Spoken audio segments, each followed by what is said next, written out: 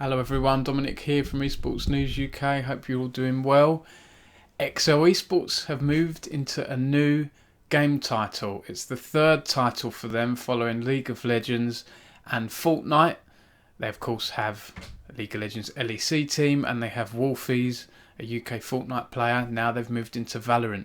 Some might say it's been a while coming, but we'll look at that. We'll address that because XL have spoken about that themselves. So let's hop right into it then. Let's see what the news is. So yeah, they've moved into Valorant and they've signed one player so far. I mean, it's probably likely that they've signed a whole team, but orgs sometimes do this. They like to announce one player at a time, maybe one a day. Expect more announcements this week or over the coming weeks. I'll update this article as we go, but for now, they've signed the former G2 player, David P, aka David Prinz. He's going to be the team captain for XL Esports Valorant team. Of course, it's great to see a big UK esports organisation like XL getting involved in Valorant, one of the up-and-coming esports titles I'm sure is going to be really popular as we progress throughout this year. So he's a Belgian player, like I say, most recently with G2. And XO have said they've chosen to prioritise selecting a team captain and coaching staff in order to build a roster that will have the infrastructure and performance support to compete at the highest level. They've said that they've been hosting player trials recently, including personality and performance tests, to identify players and coaches that align with their competitive goals and their power of better vision.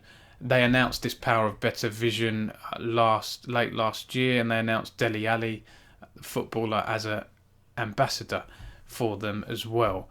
So yeah, the idea of always striving to improve, that kind of thing. But XL do have a strong focus on the coaching side, on the performance coaching side as well. And it says here that XL will aim to compete in the Valorant Champions Tour later this year. But David P, although he was dropped or he was moved to G2's inactive roster last December, he has won all 7 Ignition Series events in Europe, including the likes of the Blast Twitch Invitational, Vitality European Open and We Play Invitational. So he's got that to his name. I think G2 said at the time when he was moved to their inactive roster that they were looking for players that had more variety, could be able to play more champions, do this and that. Be interesting to see how he gets on at XL and who the other players are as well. But for now, it's just David P that's been announced. And in terms of quotes, XL co-founder and chief gaming officer Kieran Holmes Darby said, "Ever since Valorant was first announced, we knew it was going to be a title with huge potential and one that we could thrive in. However, when it came to expansion, we really wanted to take our time and find players and coaches that aligned with our vision. So when we started talking to David P, it felt like such a natural fit. We have big ambitions and we're looking for the best and most promising talent to build out the roster and create a lasting legacy." And David P said, "I'm really excited to have found a home with XL Esports. Since starting my journey in Valorant, I've showcased my ability to not only win trophies, but grow and adapt my playstyle. I can't wait to show everyone what we can achieve." So that's the news there from the XL front. Very exciting to see them move into another game title. They're not involved in loads. Even the time between League of Legends and Fortnite was a little time, but I actually admire XL's approach here, that they're taking their time. They're not just jumping headfirst into any esport that emerges. I know this isn't any esport, it's got the backing of Riot Games, it's a great competitive team shooter, but I like that they take their time, look at evidence. I think I've seen past interviews with Kieran over the years talking about this kind of thing, where they want to take their time and show evidence as well, I guess, to the rest of the team, their investors or whoever, why they're picking up a certain team or player, why they're moving into a certain esport. I think all the numbers are there. You can see the initial interest around Valorant has been massive. When Riot Games did that first giveaway where they were sort of promoting beta codes for Valorant, and you could log on to different streamers' channels and see if you could get a key, and that was all very exciting. To where it is now, obviously it doesn't have the numbers of LEC and League of Legends World Championships. Of course it doesn't. It's still a new esport. It's got to take time to build up the fan base.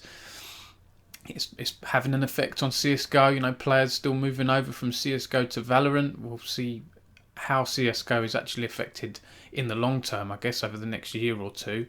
But other news I wanted to highlight as well on this, on the Valorant front, is that yesterday, over the past weekend, Guild Esports, London-based org, of course, with the backing of David Beckham, they've qualified for Valorant Masters, the first Europe event, which is taking place this month. But there's been a bunch of orgs that didn't make it, orgs that maybe many would have expected to qualify for Valorant Masters, the likes of G2, Team Liquid and Fnatic. Of course, Liquid and Fnatic have that core of UK players as well. It may have been disappointing for some people to see that they didn't make it. They will have chances later in the year. There's going to be 2 other Masters events after the first one, so they'll have more chances to get through the challenges. But yeah, that's a shame to see that we've really in the Valorant Masters, of the 8 teams taking part, we've only got Guild, and they have an all Swedish roster as well. But you do have Tannis HQ from Team Heretics. He's their coach. He's from the UK, and also Alliance made it through, and their general manager is James Banks, who's from the UK, a well-known caster, of course. He's their general manager, and another caster, Mitch Mann. He's an onboarders analyst, and Mitch Mann is Irish. So other teams that qualified for the Masters in Europe are Ninjas in Pyjamas, Fun Plus Phoenix, Defuse Team, who are actually looking for a new org at the moment. I think it's an all-French squad they have at the moment, looking for a new org to give the players the support they need. And we've also had... where was I here? Raise Your Edge Gaming and Ballista Esports. I mean, I'll be honest, I'm not fully aware of those orgs or teams, and you know, you'd expect names like G2 and Fnatic and so on to be in there in place of those orgs, those teams. Fnatic on the weekend lost 2-0 to Ballista, where they were an all Polish side.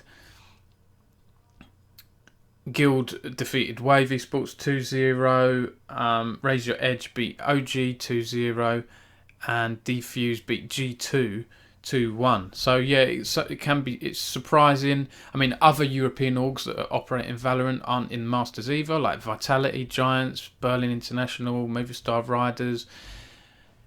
There's more, and Slasher, prominent journalist and esports consultant, made the point that across the rest of the world, because there's other Masters events taking place in North America, other regions, he's highlighted the likes of T1, Fnatic, OG, G2, TSM, Liquid, Cloud9, NRG, EG, Evil Geniuses not qualifying for Valorant Masters is why open qualifiers in esports, especially for a new game, are necessary and awesome. It does open up, you know, and it's early days in Valorant, right? These orgs that have picked up squads. Fnatic have only just entered Valorant, and they've taken a punt with Summon FC, the UK core team, who were doing very, very well in the past. There's going to be added pressure on those guys, you know, and these orgs are still finding their feet in the space. The players are still finding their feet in the Valorant space. It's all new, and I find that quite exciting. Scream of Team Liquid, well-known player and streamer, said it feels bad to not participate in the first Masters. We'll come back way stronger for the next one for sure. Thanks for all your support, and sorry for the disappointment, boys. So yeah, there you go. Some Valorant news for you. You can see, so the Masters event is going to take place this month, and then the second Masters Stage 2 in Europe, is going to take place in Iceland from May 24th to 30th. So that's great to see. MSI on the League of Legends front, that's also going to be taking place in Iceland as well this year. So yeah, there's some news there for you. What do you think about some of these big orgs not making it? Do you think this is to be expected for a game that's as new as Valorant? The competitive side of things is still shaping up, or do you think these orgs should have done better? Do you think by now they should have had players or teams in place that are performing straight away, because they're expected. When you play for a Fnatic, you play for a G2, you're always expected to win, or at least be in that top 4, top 8 most of the time. I'm interested to hear your thoughts. For me, I find it quite exciting to see this shaping up. I don't think the players of some of those big orgs have anything to worry about. They've shown their worth so far, but interesting to see how it develops. So that's my update today. Thank you as always for watching, and I'll catch you all next time.